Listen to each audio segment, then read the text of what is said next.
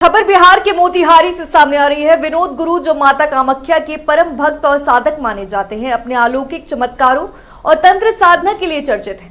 वो बिना किसी पर्ची या औपचारिकता के लोगों की समस्याओं का समाधान करने का दावा करते हैं। उनका मानना है कि भगवान की कृपा से सब संभव है। पूर्वी चंपारण के खगनी शक्तिपीठ में स्थित खगनी माता मंदिर में साधना का केंद्र है, जहां वे मानसिक अवदार, भूत प्रेत बाधा और संतान सुख जैसी समस्याओं का समाधान करते हैं।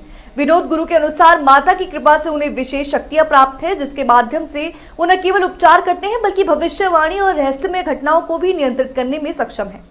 और इसी बीच हमारे संवाददाता दीपक झा ने उनसे कुछ खास बातचीत करी है। चलिए आपको दिखाते हैं उनकी एक खास रिपोर्ट। बिहार के जिला मोतिहारी खगनी गांव में हम मौजूद है और आप देख सकते हैं हमारे साथ एक साधु जी हैं जिसका नाम है विनोद साधु जी। हम इनसे बातचीत करते हैं क्योंकि बात करते हैं हर बाबा का यहाँ पे यही कहना है, जो भी यहाँ पे आते हैं, जो भी भक्तगण आते हैं, सब अपना अपना जो घर का समस्या लेके आते हैं, लेकिन यहाँ पे बाबा के आने के बाद और माता रानी की कृपा से सब समस्या उनको हल हो जाता है। क्योंकि लोग हर तरफ भटकते हैं, वहाँ पे उनका समस्या नहीं हल होता है, लेकिन बाबा के पास आते हैं और माँ के दरबार में जब आते हैं तो सब समस्या हल हो जाता है। मैंने बहुत सारे लोगों से बातचीत भी किया और बहुत सारे लोग से देखे भी, उनका जो भी समस्या था वास्तव में हल हुआ है। और हम बाबा से जुड़ते हैं। सबसे पहले तो बाबा आपका टेली न्यूज में बहुत बहुत स्वागत है। जय माता जी। बाबा आप सबसे पहले तो अपना परिचय बता दीजिएगा। देखिए, मैं इसी गांव को रहने वाला हूँ, खगनी गांव का ही रहने वाला। मैं गांव में हूँ, अपने घर के पास में हूँ। और जो भी ये माता रानी की मंदिर को स्थापना किए हैं, अपने गांव में ही किए हैं। और बहुत से पहले हम नासिक थे, और नासिक से मैं 2 मिनट में आशिक बन गए। तो 2 मिनट में आशिक बन गए तो हमको तो बहुत पहले, आपको हिंदुस्तान खबर, प्रभात, दैनिक जागरण, इस सब लोग अपना बहुत हमको जांच पड़ताल किया। पहले जब तक यहाँ जो है मोबाइल सिस्टम में नहीं था, 2010 से। उसके बाद यहाँ मैं पूजा अर्चना शुरू कर दिए माता रानी को, और पूजा अर्चना करते थे, हम जाते कहीं नहीं थे, और पूजा अर्चना करते थे, भक्त को सेवा शुरू कर दिए। तो फिर इतना कम समय में जब कुछ दिन हम चले इस रास्ते पर, तो हम सोचे कि चलिए एक अच्छा किसी गुरु को तलाश करना चाहिए। गुरु नहीं तो ज्ञान नहीं। तो हमने तलाश करके एक अच्छे राम भक्त जो थे, श्री श्री 108 श्री राम शरण दास जी महाराज, मेरे बगल में यहाँ से 12 किलोमीटर दूरी है उनका मंदिर। जो श्री श्री 108 श्री राम शरण दास जी महाराज हमारे गुरु जी हैं, पिता परमेश्वर हुए हैं, वो मेरे भगवान हैं। उनका जब मस्तक पर, उनका जब मेरे ऊपर कृपा हुआ, उनके हाथ जब मेरे माथा पर पड़ा, तो हम इस चीज को चलने लगे। तो चलते चलते 2015 में हमको कहे कि चलिए, आप कुंभ मेला लगा हुआ है नासिक में। तो हम नासिक कुंभ मेला में जब गए, तो वहाँ उनके साथे हम 1 महीना कुंभ में गुजार दिए। और वहाँ से जब हम यहाँ आए तो हमको मन ही मन भाव आया संत को देख करके, जो हम भी कुछ करते। तो इस जगह पर हमने समाधि लिए जमीन के अंदर 10 दिन के लिए, कुवार नवरात्रि, आश्विन के नवरात्रि में 2015 में।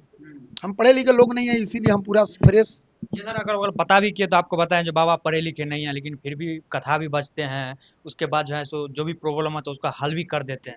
हम पढ़े लिखे लोग नहीं है, हम कोई पढ़े नहीं है कहीं जाकर। उसके बाद हमने जमीन में रहे, जमीन से निकले, माता को साधना करने लगे। एक मेरे बाबा थे, उनका नाम था रामदेव बाबा। तो रामदेव बाबा मेरे ही गांव के थे, मेरे पड़ोस, मेरे पड़ीदार थे। तो बूढ़े साधु थे। और मेरे सका बाबा भी साधु थे, हरिनारायण दास जी। ये दोनों आदमी, एक मेरे पड़ोसी श्री राजा दास जी थे, इन लोग मेरे पास आते थे। और आते आते बाबा ने बराबर जो है देवी भागवत रखते थे, तो वो देवी भागवत को बाँच रहे थे। तो देवी भागवत बाँचे थे, वो चीज हमको उस देवी भागवत में से हमको बता कर गए, जाते वक्त बताए कि तुम देवी का भक्त हो और श्री राम भक्त का तुम चेला बने हो। तो तुमको एक ऐसा हम गिफ्ट प्रदान कर रहे हैं, जिस गिफ्ट को अगर ढंग से पकड़ लोगे तो माता 100% यहाँ अवतार कर जाएगी। और मैंने विशेष माता कामाख्या और माता वैष्णो माता का, माता कामाख्या माता का 2 आदमी को लेकर चले। तो हम किए क्या, माता के निवारण मंत्र को विशेष रूप से उसी देवी भागवत के अनुसार से जो बता दिए थे, हमने उसका उच्चारण किए।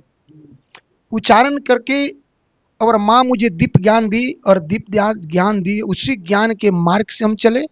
माता से हम संकल्प लिए, गुरु से संकल्प लिए कि जीवन में मैं झूठ नहीं बोलूंगा, किसी को धोखा नहीं दूंगा और कहीं लोभ लालच माया अहंकार नहीं करूंगा, कोई गलत पैसा नहीं लूंगा, निस्वार्थ भावना से भक्त को सेवा करूंगा।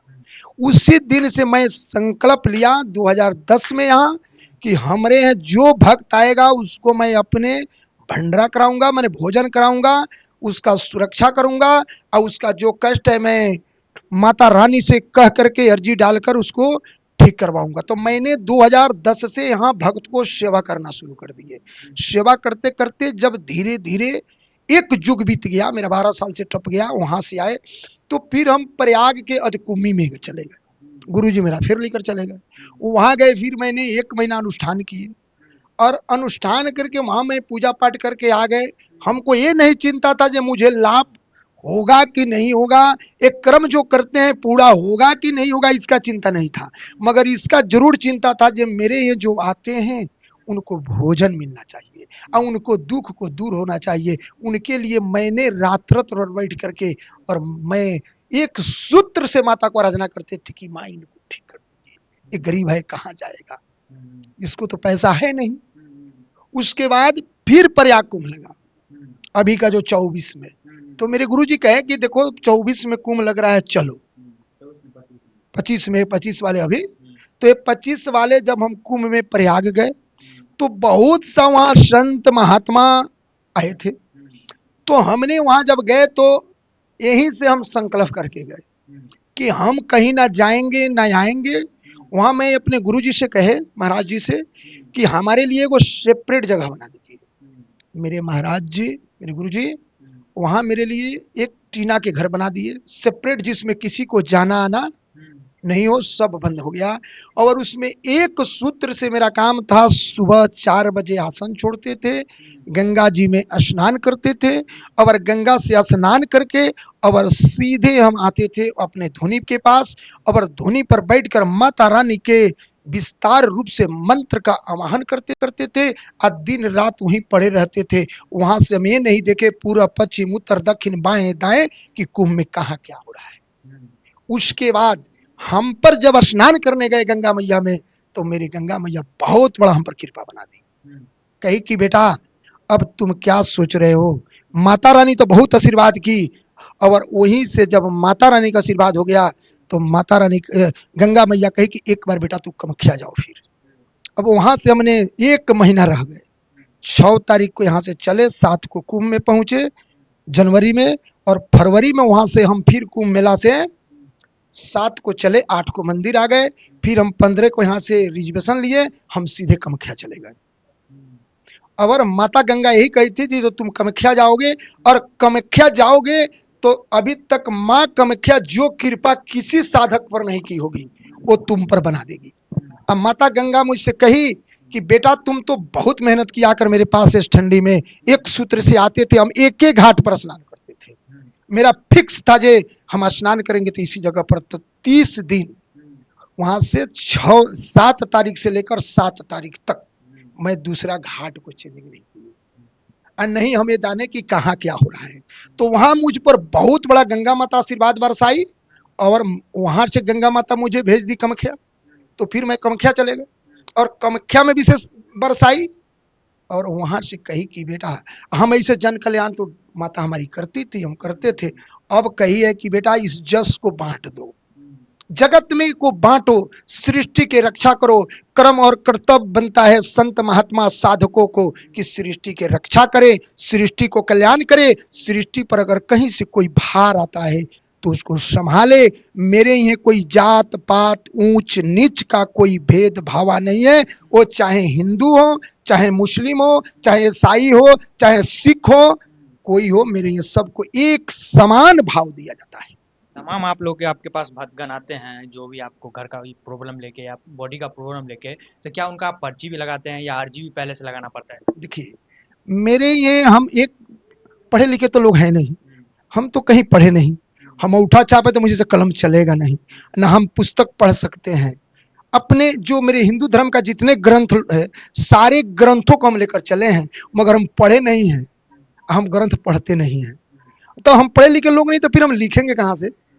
लिखने का तो कोई सवाल ही नहीं है, तो हम पर्ची कैसे लिखेंगे? अब कहने के मतलब यहाँ हम कहीं के हम संतों से सुने हैं, महात्मा से सुने, हम तक नहीं मोबाइल रखते हैं बड़का, नहीं हम टीवी देखते हैं, नहीं हम बड़का मोबाइल रखे हैं। मेरे पास एक छोटा मेरा मोबाइल, उस पर मेरा छोटा मोबाइल अभी देखिए कैसा है, वहाँ छोटा मोबाइल देखिए, मेरा छोटा एक मोबाइल है, उससे मैं कभी काल किसी को, ये मेरा फोन है, मैं फोन का भी यूज नहीं करता हूँ, इसको कभी काल को सुनता हूँ। विशेष हम सुना सुनी नहीं करता हूँ, ना सुना सुनी करता हूँ, ना देखा देखी कोई काम करता हूँ। जो ये लोग कहता है माँ गंगा कही तो हम कामाख्या गए, फिर माँ कामाख्या कही कि जाओ तुम्हें तीसरा नेत्र दे दिए, दिव्य दृष्टि दे दिए, जाओ खुला सेवा करो। फिर माँ कही किसी से कहीं लोभ लालच नहीं करना है, ऊंच नीच नहीं करना है, सबको एक भाव से देखना है, सब लोग आपका है, कोई अमीर हो चाहे गरीब हो चाहे कोई हो, सब हमारा है, सारे हमारे लिए बरोबर है। अब रहा पर्ची अर्जी, तो पर्ची अर्जी वो जानते हैं जो जिस लायक कर्म कर्तव्य करते हैं साधक, वो लायक प्राप्त करते हैं। आपका कोई अर्जी या कोई पर्ची या कोई मतलब यहाँ पे अर्जी भी नहीं लगाने पड़ता पहले से, डायरेक्ट आपसे मुलाकात करिए और उसका समाधान होता है जो भी।